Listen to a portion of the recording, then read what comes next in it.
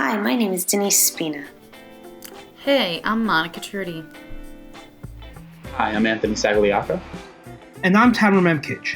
On behalf of my fellow teammates and myself, I want to thank you for allowing us to give this presentation. Upon picking a topic for our research, we wanted to go with something that we felt was very relevant and educators and school administrators alike would find interesting. In dealing with the current issues, almost all schools have been propelled into virtual learning. Zoom meetings, Google Hangouts, and online assignments have become the new norm for educators, which leaves us wondering, how else could we use virtual learning to address other emergency closures that schools deal with on a much more regular basis? This brings us to the title of our presentation, No More Snow Days. Imagine a school district that never has to close for a snow day ever again. Imagine instead of closing for a snow day, you have a virtual instruction day. Imagine not losing days out of your 180 instructional calendars, not having to take days off at the end of the year, not having to add days back at the end of the year, and not losing any planned vacation time. This is the question that our presentation seeks to answer. Should we conduct virtual school instead of closing for inclement weather and other emergencies? To answer this question, we needed to identify a few important variables. For our explanatory variables, a school's one-to-one status is extremely important in understanding is that school technology ready to conduct virtual instruction. A teacher's ability and comfort level with using educational technology is also an important factor. And teachers being supported with tech support and professional development to implement the technology in a relative way to support virtual instruction is also an important factor. Of course, to understand all of this, we also need to understand that a teacher's buy-in and support of this idea is extremely important. So for our response variables, we looked into the willingness to replace emergency school closures with virtual school days. For our survey, we felt it was best targeted to high school teaching staff. So we targeted the teaching staff in our respective high schools. At Hawthorne High School, my high school, we are a not one-to-one environment.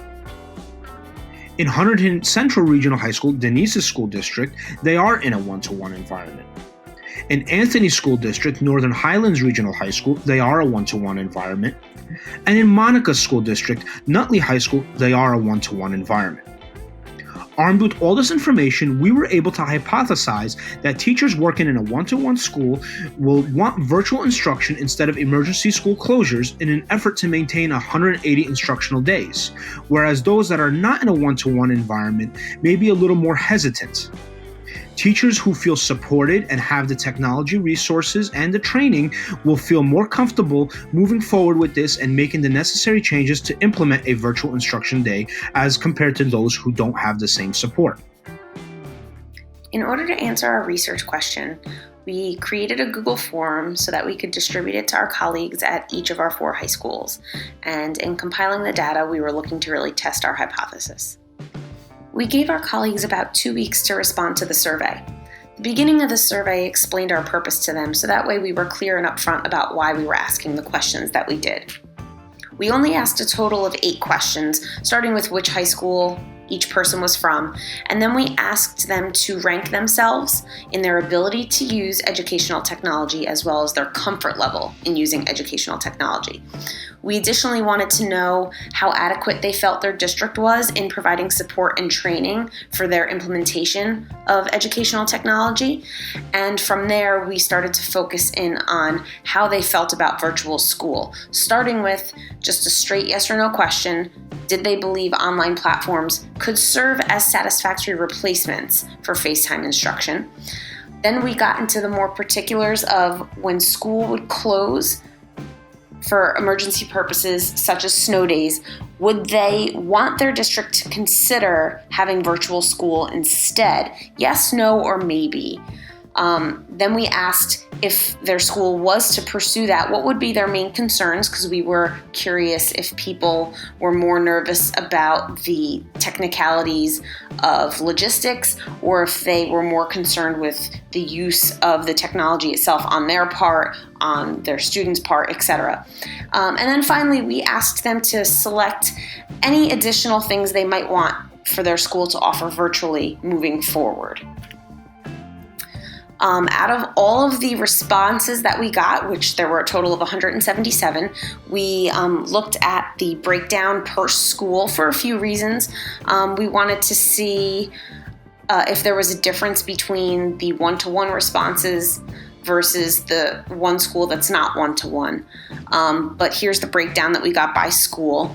There were 40 people who responded from Hawthorne. There were 87 people who responded from Hunterdon and Central. There were 13 that responded from Northern Highlands Regional, and there were 37 who responded from Nutley. We wanted to make sure that our report was going to be accessible easily by all parties involved, and that includes not only the respondents to our survey, but that also includes all of the recipients of the report that we put together when we were finished. After adjusting the sharing settings of the presentation so that all people with the link can view it, we took that link and put it in the exit window so that when our respondents completed the survey, they would receive the link. Additionally, there's a sharing setting in the Google form itself that, when turned on, allows all respondents to see the summary charts and text responses of all submissions. We wanted to have a baseline for our data comparison, so we made a copy of the Google form and we each took the survey ourselves, the four of us as MSET students. We really wanted to see how our responses as students of educational technology program compared to the rest of our colleagues who most likely are not in a program like this. The results of our survey are as follows. All four of us do want to replace emergency school closures with virtual days, and we do all want to see additional virtual options beyond that moving forward. We also all feel really capable of and comfortable with using EdTech ourselves, and though we do believe our districts offer satisfactory EdTech support through their trainings, we do think that there's some room for improvement. Now we're going to go ahead and take a look at data analysis. Let's first take a look at the summary of our response variable. So our response variable was the question where we asked our respondents or our surveyors whether or not they would consider be opposed of or in favor of having virtual school in place of any type of emergency closure to the building or even to the school for that matter. And so we found that out of 177 responders, 29 responders were opposed of this idea. That gives us about 16% of our data set. 64 respondents were considering of this idea, taking us to about 36% of our data. And about half of our data, close to half of our data, 48% of our data, meaning this was 84 respondents, said that they are in favor of having virtual school in place of any type of emergency closures, and this being a possibility for the future. Next, let's take a look at our explanatory variables. So we looked into the lower end of our response variable, seeing those and thinking about those in the opposed section. So one thing that we found is that there was only 1.5% difference among those 29 out of 177 respondents who did respond that they're opposed to virtual school in place of emergency closures. We found that there was a 1.5 difference amongst them teaching in a one-to-one school versus a non-one-to-one school. Next, we looked at their educational technology ability, and on the right you'll see the question that respondents were asked to answer and self-rank themselves on a scale of 1 to 5 of their own abilities. Out of the entire general pool of 177 respondents, 0 respondents self-ranked themselves at 1, 5 respondents self-ranked themselves at 2. Next, we looked at their comfort level. Again, the question you will see on the right. On a scale of 1 through 5, 1 being the lowest, 5 being the highest, they had to share their comfort level when it comes to using educational technology in different platforms. Out of the entire general pool, 177 respondents, 2 respondents self-ranked themselves at 1, 7 respondents self-ranked themselves at 2. So when we're looking at our comfort level, right, our general pool here, 2 plus 7 gives us 9. So we're looking at our lowest self-ranked in the comfort level question from the comfort level, saying that they are not comfortable using educational technology. There's 9 out of 177. Of those 9, only 2 of those were opposed to having virtual school in place of emergency school closures, which was really interesting for us to find that. And lastly, you will see the third question on your right where respondents were asked to rate how adequate they feel their district is being supportive in providing different educational tech support and training for their staff.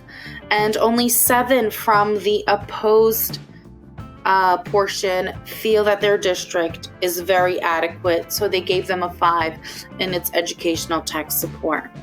So 7 out of the 29 felt that their district was doing a wonderful job providing these supports for them. Let's take it now to notables.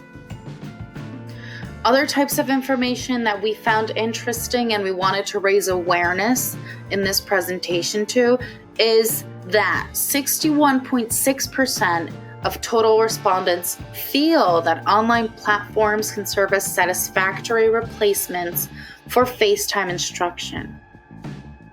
So that is more than a half of our data set felt that online platforms can help just as much as FaceTime instruction. Next, we saw 97.7% of total respondents want their district to consider some sort of virtual option in the future. And this is whether it's for the students or for the teachers or for the parents. Things like in-service professional development, home instruction, online conducive courses, back to school night, open up the communication channel, right? Not just your standard email or a parent-teacher conference. Maybe throwing in some web time, Google Meets, stuff like that, throwing in that kind of stuff to not only further communication between home and school, but also open this up for students and for teachers themselves in a professional development setting. So this last statistic, both of these statistics were really satisfying and really interesting to see that educational technology, even though it may be tedious to most teachers right now and administrators, but it's nice to see that they are willing to consider things of this kind of option in the future. So finally, to close our presentation, we wanted to highlight 3 key statistics that will be used to lead into our proposals to the Board of Education. These statistics can be seen on the left-hand side of your screen. The first statistic that we wanted to highlight is that 84% of our respondents are willing to go virtual. This is a very high number. This is something that we were excited about, and it really works to back our hypothesis. The second statistic that we wanted to highlight is actually of the opposite end. We wanted to take a look at the negatives here. So out of the 16% that are opposed to virtual learning, 12% of that believe their district's tech support is less than fully adequate. This is a common theme amongst teachers who are opposed to virtual learning. There are some tech concerns there, and it is a little scary if you're not fully versed in all the technology aspects of virtual learning. The third statistic that we wanted to highlight is that 53% of teachers from a non-one-to-one school learning environment cite equipment concerns as a major issue to virtual learning. So these last 2 statistics kind of go hand in hand and highlight the concerns of technology in a virtual learning environment. We hope to fix these concerns through our proposal to the Board of Education. So on the right-hand side of your screen, we have our 3 proposals to the Board of Education. The first proposal that we will talk to the Board of Education about is to conduct virtual learning in place of emergency closures. Again, 84% of our respondents are willing to do this already. This is something that we see as very positive. There's a lot of ways that this can be very beneficial to a school environment. And we would also hope that the board can consider virtual options for other situations such as parent-teacher conferences and extra help or things along those lines. The second and the third proposal to the Board of Education work to alleviate some of those technology concerns that many teachers are having in the virtual learning environment. The second proposal that we would give to the Board of Education is to increase offerings of educational technology training. So again, 12% out of the 16% that are opposed to virtual learning cite that their tech training isn't fully adequate. We hope to change that, and we hope the Board of Education will see that as a positive step to lead to virtual learning, and that's something that will hopefully alleviate a lot of the tech concerns for teachers. The third proposal to the Board of Education is to fully transition to a one-to-one environment for any school district that is not currently in a one-to-one environment. The one-to-one environment we see as necessary for a successful virtual learning experience. So there are many teachers who are not currently in a one-to-one environment. We hope that the Board of Education will provide that one-to-one equipment to, again, alleviate technology concerns and make the process of virtual learning much easier for teachers. So finally, we'd just like to close by saying thank you for allowing us to give this presentation. We are very excited to do this project. This is something that's very relevant in the world today and very relevant in all of our lives, being teachers and even students in this program. So it's something that we were very passionate about. We were excited and we were happy we got to do this project. And we just want to thank you for listening, and we hope some good comes out of it.